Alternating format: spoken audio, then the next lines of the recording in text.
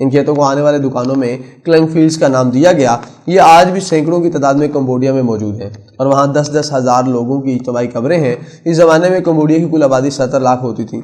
पोल part ने इनमें से 30 लाख लोगों को कत्ल कर दिया। यूं कंबोडिया की 1/3 आबादी का सफाया हो गया। पोल पार्ट सिर्फ कैदी को नहीं मारता था, बल्कि जेल से बाहर इसके पूरे खानदान को भी कत्ल कर दिया जाता था, ताकि मुस्तकबिल में कोई शख्स इससे इंतकाम ना ले सके। कैदियों को कत्ल करने के लिए गोली मारना जुर्म था। क्योंकि कैदियों पर गोली ज़ाया करना कौमी खजाने को नुकसान पहुंचाने के मुतरादी समझा जाता था। चुनांचे कैदियों को ज़िबा किया जाता था या फिर पत्थर और ईंटें मार मार कर उनको सर कुचल दिया जाता था, या फिर इन्हें इंतहाई जख्मी हालत में खाई में गिराकर उन पर मट्टी डाल दी जाती थी। चोमे तोलसलंग जेल में रहा। यह खौफनाक तशद्दुद का निशाना बना, लेकिन ये एक खराब टाइपराइटर की वजह से मौत से बच गया। टाइपराइटर उस जमाने में अहम तरीन सरकारी मशीन थी। तोलसलंग के जेलर का टाइपराइटर खराब हो गया। उसे पता चला चोम मैकेनिक है, उसे बुलाया गया और चोम ने टूटी हड्डियों के बावजूद टाइपराइटर ठीक कर दिया। ये कारनामा दूसरी जेलों तक गया तो वहां से भी टाइपराइटर आने लगे। ये इन्हें भी रिपेयर कर देता था। जेलों के बाद सरकारी दफ्तरों से भी टाइपराइटर्स की आमद शुरू हो गई। हत्ता के चोमे को पोल पार्ट का टाइपराइटर भी ठीक करना पड़ गया। लिहाजा इसकी महारत ने इसे बचा लिया।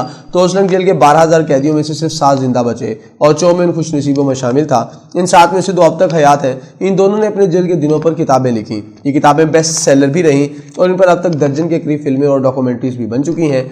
कंबोडिया हुकूमत ने तोलसलंग जेल को जेनोसाइड म्यूजियम बना दिया है। चोमे और जेल के दूसरे सर्वाइवर बोमिंग दोनों इस म्यूजियम के मुलाजिम हैं। एक की उम्र 89 साल है और दूसरे की 91 साल। दोनों को कम दिखाई देता है, लेकिन इसके बावजूद अपनी डुबडुबाई आंखों से रोजाना सैकड़ों सयाहों से मिलते हैं। ऑटोग्राफ के साथ इन्हें अपनी किताबें पेश करते हैं और इनके साथ तस्वीरें बनवाते हैं।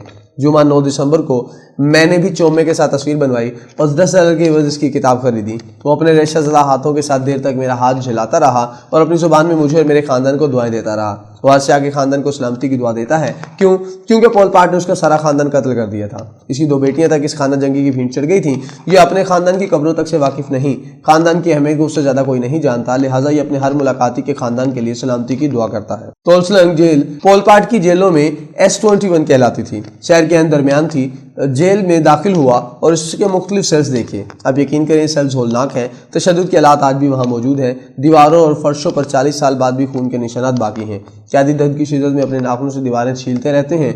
नाखूनों के निशान अब तक मौजूद हैं। कैदियों की तस्वीरें और क्लंग फील्ड से निकलने वाली खोपड़ियों की तस्वीरें भी दीवारों पर लगी हुई हैं। स्कूल में बास्केटबॉल का एक कोर्ट था। ये कोर्ट बादशाह टॉर्चर सेंटर बना दिया गया। कैदियों को पोल से लटका कर रस्सों से खींचा जाता था और इस दौरान इनकी हड्डियां टूट जाती थीं। और वो कोर्ट भी आज तक मौजूद है। और इंसान का कितना ही संगदिल क्यों ना हो, वो इस मैदान में खड़े होकर अपने जज्बात कंट्रोल नहीं कर सकता। मेरी आंखें छलक पड़ी। स्कूल के आखिर में कैदियों के डरबे थे। बरामदे पर खारदार तारें लगी थीं, जबकि क्लासरूम्स के अंदर ब्लॉक्स छोटे छोटे डरबे बना दिए गए थे। हर क्लासरूम में 30-30 डरबे थे, 15 इधर और 15 उधर। इनमें कैदियों को जानवरों की तरह बंद कर दिया जाता था। सेलों में वॉशरूम भी नहीं थे। अगर कैदी जिस्मानी जरूरत से मजबूर हो जाता था तो उसे अपना फर्श अपनी जुबान से चाट कर साफ करना पड़ता था। खाना इंतहाई कम दिया जाता था ताकि कैदियों में भागने की सकत न हो। बरामदों पर खारदार तारें लगी थी। गाइड ने बताया कि किसी खातून ने बरामदे से कूदकर खुदकुशी कर ली थी। जेल हुकाम ने उसके बाद तारें लगाकर बरामदे बंद कर दिए। पोल पार्ट कैदियों को अपनी मर्जी से मरने की सहूलत भी नहीं देना चाहता था। मैं आखिर में चोमे और बोमिंग के पास गया। वो दोनों अपनी बेनूर आंखों से मुझे टटोल कर देख रहे थे और पूछ रहे थे, अल्लाह ताला ने तुम लोगों को हर किस्म के दुख से बचा रखा है, लेकिन तुम इसके बावजूद क्यों परेशान रहते हो? अल्लाह का शुक्र क्यों अदा नहीं करते? इसने तुम्हें हर किस्म के इम्तिहान से बचा रखा है। तुम्हारी जिंदगी में कोई पोल पार्ट नहीं।